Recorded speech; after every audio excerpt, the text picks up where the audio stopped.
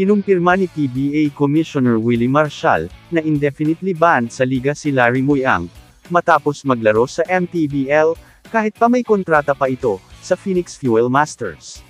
Si Larry Muyang ay pinatawan ng indefinite ban mula sa Philippine Basketball Association, dahil sa paglabag sa kanyang kontrata sa Phoenix Fuel Masters. Ang pagbabawal, na kinumpirma ni PBA Commissioner Willie Marcial, ay nagmula sa desisyon ni Muyang na maglaro sa Pampanga Giant Lanterns, sa Maharlika Pilipinas Basketball League, o MPBL, sa kabila ng pagkakaroon ng leave contract sa Phoenix hanggang Mayo. Si Larry Muyang ay naglalaro para sa Pampanga Giant Lanterns sa MPBL ngayong season, ngunit lumalabas na ang player ay nasa kontrata pa rin sa PBA Ball Club na Phoenix.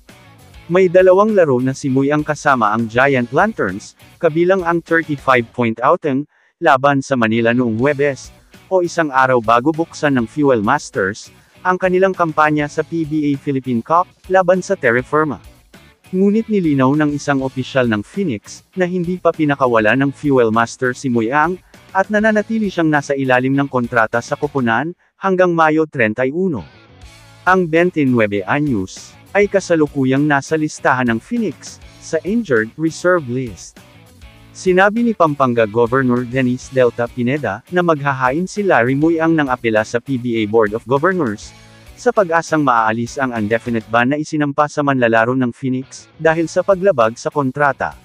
Sinabi ni Pineda na tinanggap ni Muyang ang desisyon ng liga, na pagbawalan siya ng walang katapusan dahil sa paglalaro sa MPBL, bilang paglabag sa kanyang kontrata sa Phoenix, kasunod ng pakikipagpulong kay PBA Commissioner Willie Marcial, noong Linggo sa Ninoy Aquino Stadium. Idinagdag ni Pineda, na isa sa mga taong nakatuklas kay Muyang, noong bata pa siya sa Pampanga, na ang 6'6" center, ay maghahanap din ng pakikipagpulong sa Phoenix Management, para sana ayusin ang usapin. Sinabi ni Pineda na nagkaroon ng miscommunication, sa pagitan ni Muyang at Phoenix, hinggil sa kanyang apela tungkol sa kanyang pagkakasuspinde, dahil sa paglalaro sa isang ligang labas.